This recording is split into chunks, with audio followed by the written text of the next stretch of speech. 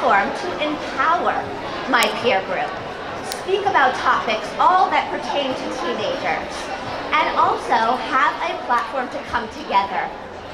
So in 2007, I put together a radio talk show treatment, took it to WBZT Clear Channel Studios in West Palm Beach, Florida, and pitched my radio talk show, Teen Talk Live, and 3 months later was the very first live radio show. Never in a million years did I think that this Teen Talk Live radio show was going to be the catalyst to this incredible career and incredible journey. One of the things that I didn't expect was not only were teenagers paying attention to Teen Talk Live, but Gen Xers and baby boomers were also, because they too wanted to understand the mindset of this different digitally connected generation. And so did every affiliate, every magazine, every morning show, every business, and I'm sure all of you looking to scale your reach on social media and scale your influence online. So thanks to this beautiful woman right here, her name is Wazoo. I was so inspired in 2009 by her story. She's an amazing, incredible human being, a Rwandan refugee. My family and I put together a mission trip to Africa on behalf of feminine hygiene care. My family is also in the audience. Hello! So exciting to have your family support you, it's amazing. We went to Africa, we went to Nairobi, Kenya, we went to the Masai Mara region, and we delivered sanitary hygiene products and empowered women with how to use them, teaching them how to use them. My brother, who's also here, was my handy-dandy cameraman, and when we got back to the States, we created a 4-part docu-series of our mission trip that aired on CBS 12 here in South Florida. A few months later, I got a phone call that was truly going to change my life forever. And Kotex tapped me to be their millennial spokesperson for their new younger brand called You by Kotex, which I'm sure many of you have either seen on the shelves. It's the only black box on the shelf, on that feminine hygiene shelf. I was a part of the branding, the marketing, the digital community, traveling across the country, speaking on behalf of the next generation, empowering women. It was an experience, a priceless, transformational experience that allowed me to really understand that I was this bridge between business and entrepreneur and also the millennial generation. And I said, okay, I am on a mission to empower entrepreneurs all over the world, especially fierce female entrepreneurs, understand how to utilize all the marketing resources, digital resources, social media resources to their advantage to scale their business. Who uses social media? Who struggles with social media? Who struggles with what to post, when to post, how to share, what to share? Where's my audience on social media? We're about to get into all of that right now. So, most people believe that they have to choose profit or passion. No, no, no. I believe that we have the ability to choose both today. We all have the ability to build our brand, to grow our community, to establish our influence, to monetize online, and to ultimately boost your business with proven modern marketing tactics for the new age generation. So let's dive into it. We're going to talk branding, marketing, and social media in this action-packed session right now. And we're going to start with branding. So there are key fundamentals when it comes to branding that nobody can overlook. And that is your logo, your brand colors, your brand story and message, your brand voice, your brand social media channels, and of course the content that you create on behalf of your brand. Now, your brand, think of all the different channels that we have to be on today on social media. Brand consistency is so important when generating consumer trust and loyalty. So, if we are currently in the infancy stages of building our brand, or maybe we're going through a rebrand, Your logo and your color story could be the first thing that people really get to know on behalf of your brand. Think about it. How many people might stumble across your website or your social media channels before they meet you in person? The digital relationship is one-dimensional. So you want to make sure that your brand pops off the screen to convey the message you want to convey to consumers. One of the things that I love doing with clients is using the color emotion guide to really articulate and define what emotion you're trying to convey to your consumer group. I love this. It's a very fun exercise if none of you have done it before. This is so incredibly important too when it comes to branding, is defining your voice.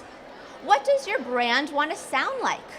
How should people think of your brand message online? When somebody's reading your tweets or reading your Facebook posts or looking at your Instagram channel, they can't hear you. They're reading the copy. So your copy should really translate the voice that your brand wants to resonate. And so, for example, Cosmopolitan magazine's voice is going to be a bit different than GQ, wouldn't you say? The branding voice is what differentiates your brand from the rest, in addition to your brand story.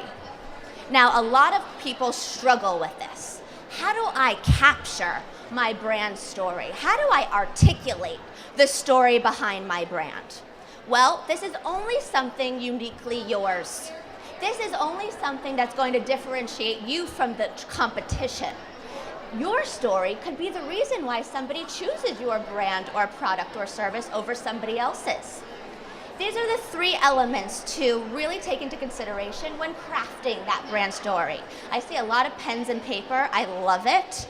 Feel free to take pictures, write notes. This is exactly what I want to see here. So, passion. Of course, you want to infuse your passion into your brand story. You want consumers to feel your passion within your brand story. What's the purpose and the mission of your business? And of course, thinking about your target audience. All three of those together is really going to help you craft that brand story. Now, that brand story should translate on all of your brand channels. Of course, most importantly, we get out of the way, see a lot of cameras. Most importantly, your website. Now, this is a very important question everybody should be asking themselves right now. Is my website working for me, or is it working against me?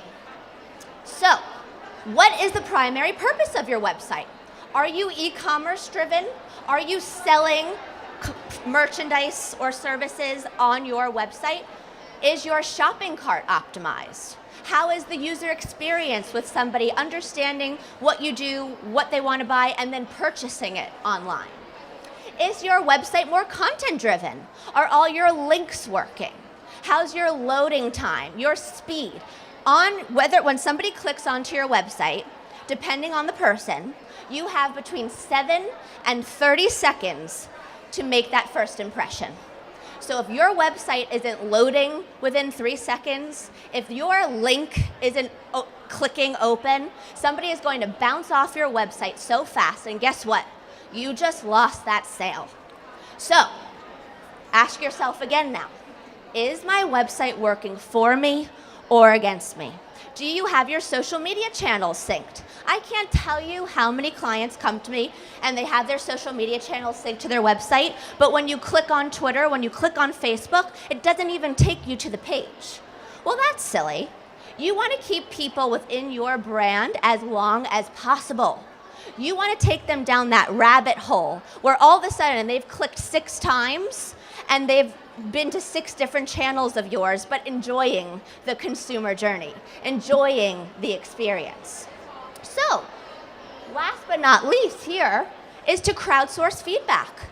Turn to your friends and family, turn to your brand ambassadors, turn to some of your best clients, and ask them their opinion about your website. This is the slide, everyone. Take out those iPhones. This is the slide. I'm trying to let everybody get a good view here. So, when it comes to new age thinking, modern millennial mindset marketing, We have tradigital, which is a blend of traditional and digital thinking, versus traditional thinking. Now we only have 30 minutes, we probably have like 20 minutes now, so I'm only going to go through some of these in more depth, but we're going to go through them hit list right now. So mobile optimized versus not thinking mobile. Consumers are spending over 15 hours shopping on their mobile device. Consumers, over 72% consumers demand mobile websites, meaning that if you don't have a mobile e-commerce website, they're not going to purchase your product. Also, mobile optimization is going to allow people to research your brand or product in a store. Over 90% of consumers go into a brick and mortar store, and before they decide to purchase, they whip out their iPhone and they investigate more about the product or the service, the reviews, the competitive price. I see some nodding heads, right? We all do that. So mobile optimize your website is so key. Social strategy, if you're not on social media, you're not relevant today, especially if your target market is millennials.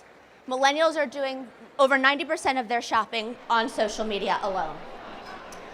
Personalized micro messaging versus blanket messaging. Talk about modern millennial thinking, talk about modern marketing. Because there are so many social media channels available today, we have to customize our messages to fit each channel's audience. I like to give this analogy. Think of television. What you click on Fox News is going to be different than what you hear on CBS. Wouldn't you say so? If you click to HBO, that's going to be a lot different content than HGTV. Wouldn't you say so? HGTV, HBO, CBS, Fox, they know their target audience. They create content programming to appeal to their target audience. That's what social media channels are. Twitter, Facebook, Instagram, Pinterest. They are different networks curating content to speak to a tailored audience. So this is where your micro messaging comes in, because you might realize that your audience on Facebook is older than your audience on Instagram. So the way you convey your messaging is going to be different and will appeal to the consumer or user differently. We're going to dive into more of that too. Influencer marketing versus no peer-to-peer impact. How many people know what the word influencer means? Okay. And how many people have heard of the term influencer marketing? Okay. Well, we're going to dive a little bit more into influencers as well. So I'm going to move on to the ones that we're not diving into as much. User-generated content versus billboard messaging. Think of all the content that users today are posting on behalf of brands. So for example, when was the last time someone got like amazing new shoes? Whether they were Adidas or Steve Madden or Christian Louboutin, and you wanted to share them with the world, so you took a picture of your snazzy shoes, posted them to Instagram, tagged Steve Madden, and you got 100 likes on your picture. That's user-generated content. That is content that you have created on behalf of the brand. User-generated content is way more effective and influential to other consumers than billboard messaging, meaning the brand is putting out the messaging, right? Maybe a commercial came on television and it was for the new restaurant down the road. Okay, you probably forgot about it after the commercial was over. But then your friend and you get together and she was raving about the restaurant. How much more likely are you now to go to the restaurant? That's user-generated content. That's what social media is all about. And that's why we cannot not be on social media today. Brand blog or podcast. How many of you are either podcasting or branding on behalf of your business?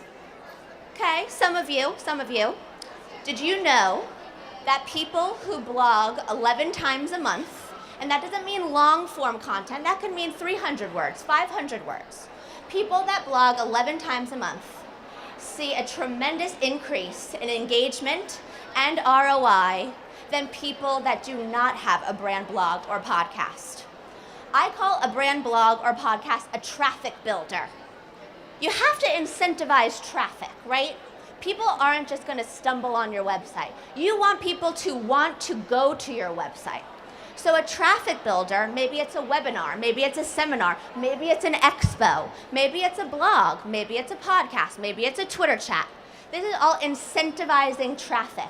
This is all engaging in your community. This is creating a relationship between you and your audience, making them that much more likely to stay loyal, come back again, and post on behalf of your brand to share with their audience how much they love you. Micro content versus long form content.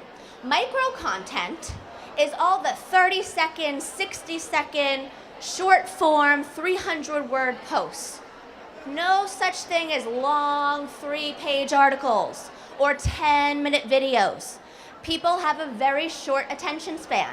We have the attention span of about a goldfish today. I don't mean to insult, but it is very true. So you want to get their attention quick, and that's what that micro content is. One of the biggest marketing trends for 2018, mark my words everybody, is video and live streaming. And Alexa, founder of Women's Expo, was rocking it out for the past month in her live streaming leading up to the event. Co-creation versus no customization. Within your brand, within your service, within your capabilities, how can you co-create or personalize the experience with your consumer? Doesn't everybody ultimately want what they want? Why has Chipotle become such a big sensation? Not only does it have quality ingredients, not only is it a great price point, but you can go up, and also it's quick. I call millennials also the Insta generation. We want everything fast, now, yesterday. And also you can customize what you want. I want chicken, I want rice, no, I want tofu, I want vegetables. It's all about the co-creation, customization, personalizing. How many people are actively building their email lists right now? I see some iffy hands. Building your email list is essential to scaling your business. The people that opt in to your email list are interested in your brand or service, or they're interested in you personally. The bigger your email list, the bigger your influence, and the more you can build, start to keep people in your funnel. So as you release new products, or as you upsell new products, or as you release a new service, you have this database of warm leads to share the new news with. One of the things that makes people scale their email list versus their email list stays stagnant is to have a great lead magnet. So on your website, when you have your email opt-in, offer something to your users. Maybe it's a guide, maybe it's a template, maybe it's an ebook, maybe it's a white paper report, maybe it's a free audio series. Something with value that makes them feel like they're giving you something, but they're getting something in return. Incentives and giveaways. So social media is such a great place for us to do 30% exclusives and one-day discount rates, and all of this. We could really kind of have these pop-up sales thanks to social media. So the more incentives and exclusive online offerings is of course going to further drive traffic to your brand and business. So a social media presence and strategy is a must. For branding, for marketing, for advertising, social media is such an effective vehicle for advertising today. On Facebook ads alone, Instagram ads, Twitter ads, we have the opportunity to structure our own advertising thanks to social media. Public relations, customer service, sales and lead generation, HR needs. I connected with a virtual assistant 2 days ago. Esther, is she here? Yes, there she is. She DM'd me, and she DM'd me on Twitter, and boom, I was like, Esther, I needed you. Virtual assistant, there's such a great way to find vendors, freelancers, and also new talent acquisition. Also, industry research. You could always find out what's trending within your industry thanks to social media conversations, communities, groups. And of course, check out what the competition is doing. And it is great for your search engine optimization, SEO. The better your SEO, the better your traffic will be. Still can't figure out the clicker. So, key branding elements of a successful social media profile. A lot of people kind of just throw stuff up on social media and just start posting to post. That's not really going to get you anywhere. It's going to sink your time, and we already don't have enough time in the day, right? So, take your branding seriously on social media by always having a high quality image, having your logo. Think of your social media channel, the whole profile section that you get to plug in, as your business card. Everybody can get to know the who, what, where, when, why from your social media profile alone. So high quality image. Facebook allows you to now create video banners, and the banner is this. The turquoise at the top, that's the banner. You can now create a video. So if you are product oriented, you can have your new shirts, your new tops, your new headbands, your new essential oils, and you can create like this awesome reel, marketing reel, that can live right on your Facebook banner. Don't give people the opportunity to leave your social channels without being excited by who you are and what you do. Username consistency. I want to know the truth. How many channels does everybody have? And on some of the channels, their handle names are different. Who has that problem? None of you? One of you? You all rock. That's amazing. Username consistency is so important for the searchability factor. I shouldn't be at Chelsea Krost on Twitter and at CMoney on Instagram. Username consistency is going to help people find you. High quality profile image, branded profile banner, provide the most important link in your bio. So maybe it's to a speaking event, maybe it's to your website, maybe it's to your sales page. Use that resource as the most important information you want people to know. And of course, if you are a brick and mortar location, a physical location, make sure your location is in your bio. So, to save time, to save money, and to see results, this is the biggest problem people face. They don't take the time to discover where their audience is on social media, so they're spending all their time creating content and posting content, but it's not really getting to your target audience. So, in order to understand where your audience is on social media, take the time to look through your demographics. Everyone take pictures, because I have a 5-minute countdown. So, like I said, understand the network that's attracting your clientele so you could be where your audience is. What content works best? This was my HBO versus HGTV example. Know what content resonates with the audience on social media so you could generate results, so you could see engagement, so you could see likes, so you could see comments. This is how you're going to scale your influence on social media, scale your community on social media, and the bigger your community, the bigger your lead generation is. So this is my rapid fire social media to-dos. Picture, picture, picture, picture. These are things to do every day on social media. Okay, yes. Yes. Rapid fire to-dos. Oh, go back. You want this? One more. Yes. So for all of you who are snapping away, my booth is right over here. My team, wave your hands. I have all of this information waiting for you. Just come to my booth after I'm done. All the pictures you're taking, I have it for you. Here is the exercise to go through when defining your ideal target audiences. Just because your target market is moms doesn't mean that you should be speaking to them all the same. There are 20-year-old moms, there are 30-year-old moms, there are 50-year-old moms.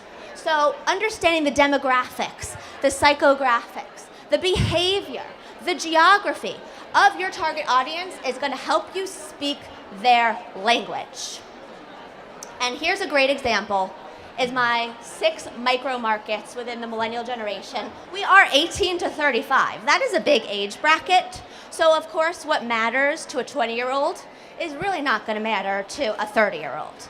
So articulating my messages to the different communities is going to effectively work for me much better. Be the solution.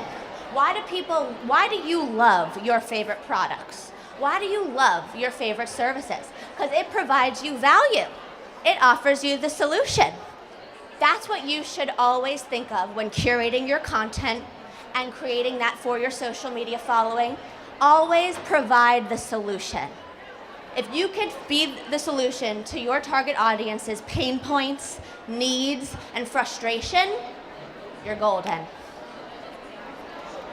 The influence evolution has truly been an evolution, so think about it. From Julia Child to Chase Bailey, who's a YouTuber who has millions of subscribers because he creates awesome home cooking videos, influencers have taken over. It's not about celebrities anymore. It's not about Kim Kardashian charging you $1 million to post one tweet. It's the micro-influencers and the micro-communities out there.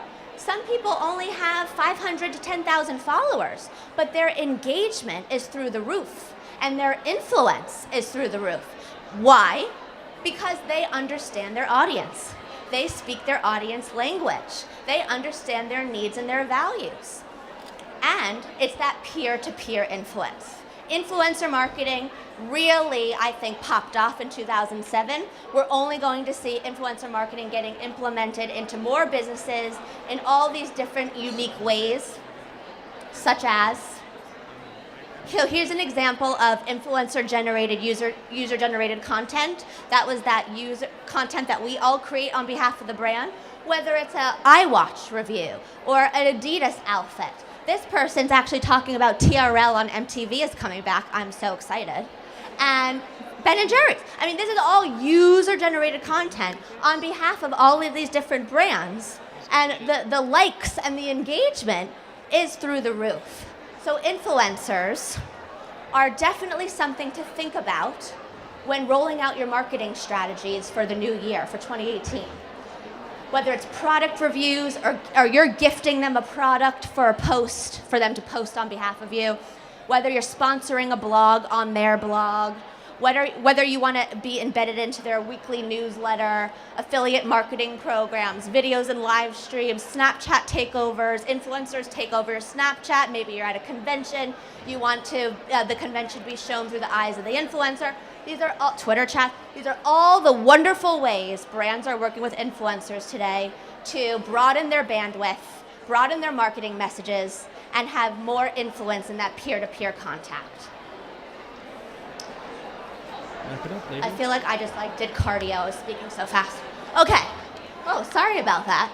But for more growth tips, for more growth hacks, for more templates, more insight, more resources, I saw so many people snapping pictures.